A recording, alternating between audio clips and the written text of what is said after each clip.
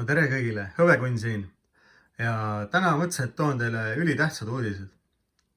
Et nimelt kõik investeerimissõbrad, kes investeerivad näiteks väärismetallidesse. See info on üks olulisemaid võib-olla terve sajandi jooksul.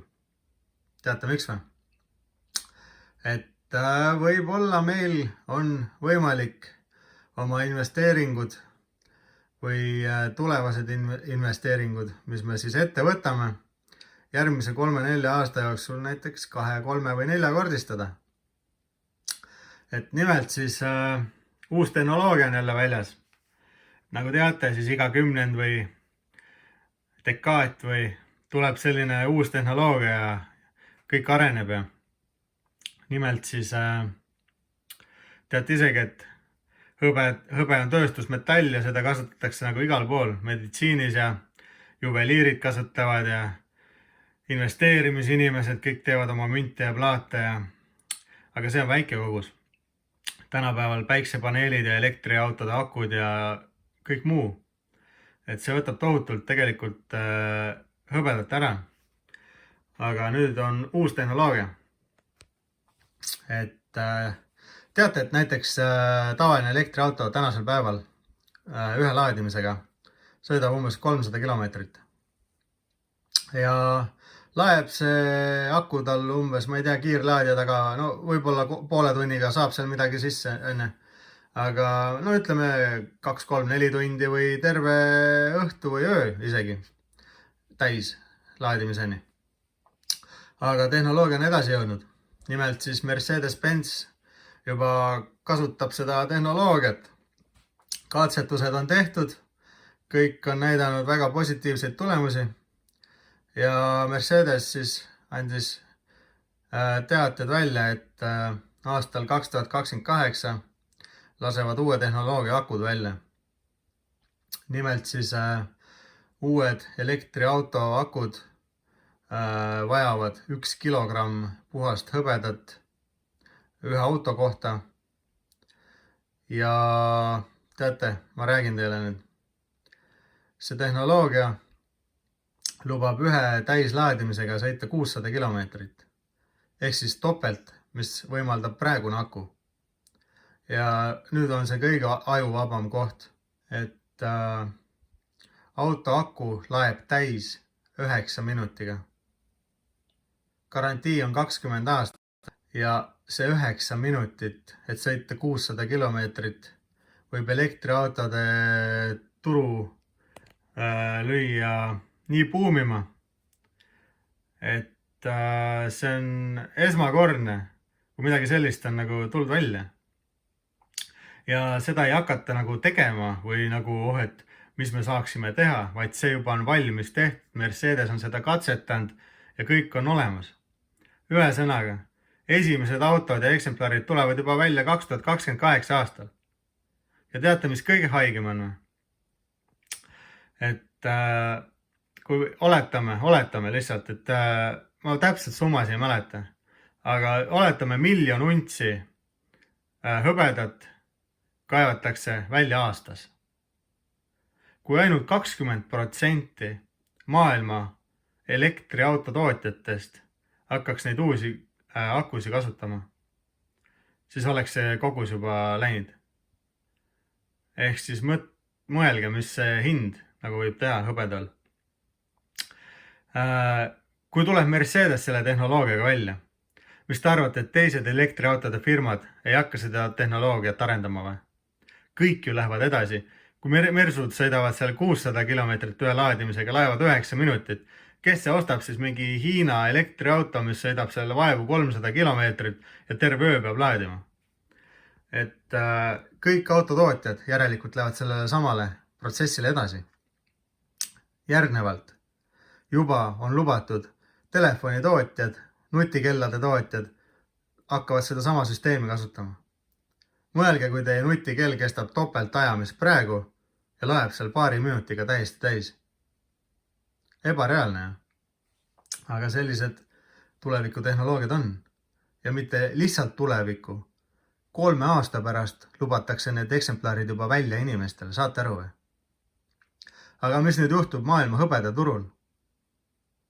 see on ebareaalne, mis siin võib juhtuma hakata.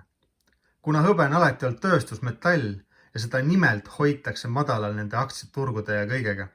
Aga füüsilisel kujul see hõbe, mis teil on, te võite selle eest hakata selle 3-4 aasta pärast juba saama ajuvabad summat 1 untsi kohta. Praegu veel ei ole hilja. Maailmaturu hind on tänase seisuga 28. aprill 2025 aastal. Hetkel on 29 eurot 1 unts. Noh, võta need röövelpoodide hinnad juurde, seal mõni paneb 6 eurot untsile juurde juba. Okei, noh, ma ei tea, 35 eurot on ju, 1 unts. Okei, aga 35 eurot, no, aga 3-4 aasta pärast, kas see 35 eurot võib olla sul 70 eurot, 100 eurot, 150 eurot, 1 unts. Et praegu veel ei ole tegelikult hilja investeerida. Mina seda teen, mina seda olen teinud ja jätkan ka tegemast. Teile ma seda ei käse teha, aga tänase video põhjal ma soovitaks kaaluda, teha omapoolsed uuringud. Ärge võtke võlgu, ärge pange oma sääste siia. Palgapäeval esimese asjana minge ostke omale 1 unts hõbedat. Elage rahulikult kuu aega ära, kuu lõpus midagi üle jääb, ostke juurde. Ärge hakake ostma suurtes kogustes omale kokku seda praegu. Kuu lõpus on näpud põhjas, süüa ei ole, siis lähte selle sama hõbedaga, hakkate maha müüma ja taipate, et saate kuradi poole vähem raha tagasi. Et sellel nagu ei ole pointi, et mõistlikult tuleb kõike teha. Aga need tänased uudised, mina arvan, et kuna aastakümneid on seda juba räägitud ja kõik, kes on investeerinud sellesse, et ühel päeval see lihtsalt peab tõusma hakkama. Ja kuna kuld on oma kõigi aegade kõrgemas punktis hetkel, 2900, 3000 eurot, 3032 euro piiril käis ju eelmises videos, ma rääkisin. Aga hõbe on siiamaani nii madalas seisus, et ta peab tõusma hakkama. Ja ma näen, see 3-4 aastat, mis nüüd, kuna need välja hakkavad tulema juba, ma arvan, et see lööb hõbeda turuhinnad ikka metsa. Et ma ei tea, mina olen valmis ja vaatame, mis aeg näitab. 3 aastat on pikk aeg, selle aja jooksul siin võib-olla 100 videosi teen. Aga see on see kõige esimene video täna, kuna ma sellest teada andsin. Ja ma loodan, kui ma 3 aasta pärast veel elus olen, siis vaatame, mis see hõbe meil tegi. Sest järgnevad uudised on sellised, et sõjad on ju ikka käimas ja mis ma eile teada sain, siis Venemaa siis koondab vaikselt oma vägesi Soome piiri äärde. 1000, nagu mitte nagu metsikult kogustes, aga 1000 on juba sõdureid seal ja on tehnikat ka viidud. Et päris ohtlik värk.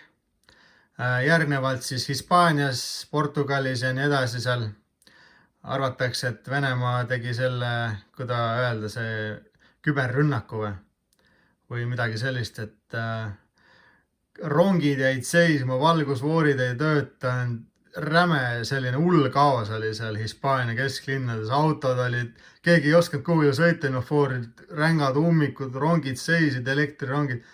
Inimesed olid nii paanikas, lennujaamadest tuled kustus, keegi ei näinud kuhugi minna. Et jah, sellised lood.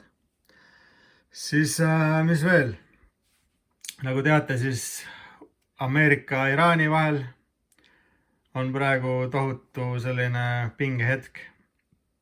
Siis uus sõda võib kohe tekkida 2 tuumariigi vahel. Nimelt siis Pakistani ja India vahel. Mõlemad on tuumariigid. Juba tanke, soomukeid, kõike veetakse piiridele lähedale rongidega. Reaktiivid teevad seal õhusõite ja juba on isegi inimesi langenud piiri ääres seal. Et suht ohtlik seis. Väga suured riigid, naaberriigid ka veel omavahel seal. Lisaks siis Hiina propaganda. Hiina on ju kogu aeg tahtnud Taiwani ära okupeerida. et läks mingi Taiwani saare peale ja panid seal 4 sõdurit Hiina lipu üles ja tegid pilti. Ja see tõstis pingeid omakorda veel hullemaks. Et ma arvan, et kui siin ükskord see sõda lahti läheb, et nii halvasti või kui see ka ei oleks või ei tunduks, siis meie fucking eluajal võib see 3. maailmasõda väga kergesti tulla. Et me oleme eestlased nii halvas siin asuvas ka, nii suurel agressorriigil kõrval, et no midagi teha ei ole. Aga neid poliitilisi uudiseid ja kõike sõdasi ja neid näete mujalt ka. Mina siin andsin teile täna tähtsamad uudised ära. Et loodame, et kõik läheb hästi ja näeme juba järgmises videos. Olge tublid. Siin oli Hõbekunn. Tšau!